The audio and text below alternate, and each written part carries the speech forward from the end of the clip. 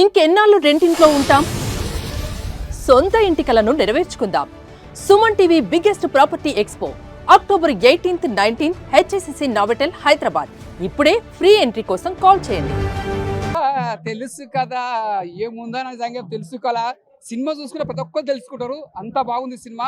Title ఎట్లా పెట్టినో cinema మాత్రం super, తీసుకోపోయిన cinema మాత్రం హైలైట్ అని చెప్పొచ్చు. మన జుండలగడ్డ సిద్ధు గారు నిజంగా ఇచ్చి పడేసినావు, అంటే టైటిల్ తగ్గట్టు ఎట్లా తీసినావు సినిమా అట్లా తీసినావు. కొత్త ఎక్స్పెరిమెంట్ చాలా బాగుంది, చాలా నీట్గా. ఆ లేడీ డైరెక్టర్ అయినా చాలా బాగా తీసింది మూవీ. చూసే వాళ్ళకి సినిమా చూసినంతసేపు చాలా ఫ్రెష్ ఫీలింగ్ వస్తుంది. క్లైమాక్స్ ఎండింగ్ కూడా మంచిగా ఎండ్ చేశారు. మంచి ఫీల్తో మూవీ అయితే చూడొచ్చు. అందరూ మస్ట్ అండ్ వాచ్ చేయండి, థియేటర్లోనే చూడండి. సూపర్ హిట్, మంచి హిట్. ఇద్దరు మెయిన్ సినిమాకి మెయిన్. సినిమా మొత్తం నడిచేది నలుగురు మధ్యనే, ఇద్దరు హీరోయిన్లు, హీరో మన హర్ష. తెలుసు కదా సినిమా హిట్ కదా. డీజే టిల్లు స్టైల్లో కాకుండా ఒక డిఫరెంట్ స్టైల్లో సిద్ధు గారిని చూడాలి అన్న వాళ్ళకి ఇది ఒక మంచి ఫిలిం. లవ్ ఫెయిల్యూర్స్కి ఒక హార్డ్ హిట్టింగ్ డైలాగ్స్ ఉన్నాయి, ప్రాపర్ స్క్రీన్ ప్లే ఉంది, లవ్ ఫెయిల్ ఉంది, లవ్లో ఉండే పెయిన్ ఉంది, మళ్ళీ లవ్ ఫెయిల్యూర్కి ఒక లవ్ దొరికితే అందులో ఉండే హ్యాపీనెస్ ఉంది.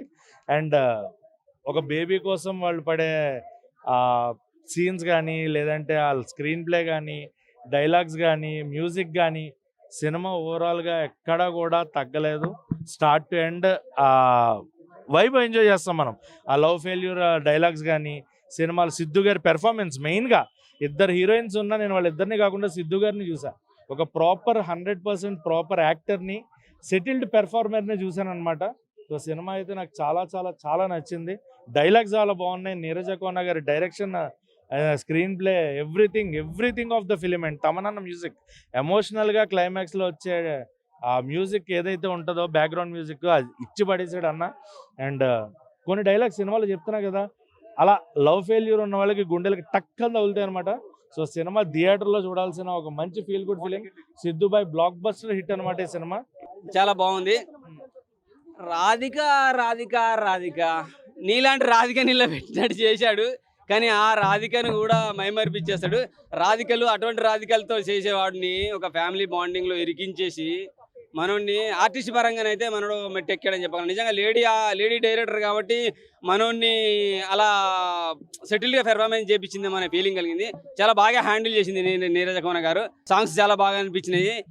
మల్లిక గంధ అనే సాంగ్ అయితే అల్టిమేట్, చాలా అంటే చాలా బాగా అనిపించింది. అసలు హృదయానికి అతుక్కుపోతుంది అంటారు ఆ టైప్ లాంటిది. మన హీరోని చూస్తే కొన్ని సందర్భంలో మనోడు తాగి సిగరెట్ తాక్కుంటా, మందు తాక్కుంటా, నవ్వుకుంటా, అలాగే వైభార్షితో కొన్ని డైలాగులు మాట్లాడేటప్పుడు ఆయన కళ్ళలో నీళ్లు తిరుగుతాయి. అది చూసి మన కళ్ళలో నీళ్లు తిరుగుతాయండి. అలాగే రాశి ఖన్నా గారి గురించి చెప్పాలంటే ఆమె కూడా అఫ్కోర్స్ గ్లామర్ డాలే. ఆమె కూడా ఇటువంటి పాత్ర ఇంతవరకు రాలేదు.